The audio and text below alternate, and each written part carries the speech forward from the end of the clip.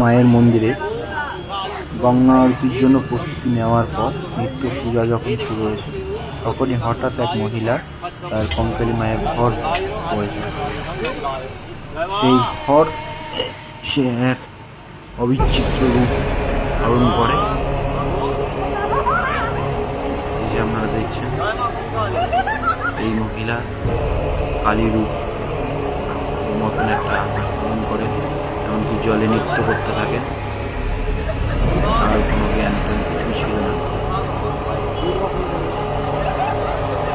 সমস্ত ভক্তজনরা এসেছে, সবাই দেখছে। হঠাৎ চলে আসে, আরতির জন্য প্রস্তুতি নেওয়া হয়েছে আর চলে আসে এখানে ঠাকুর।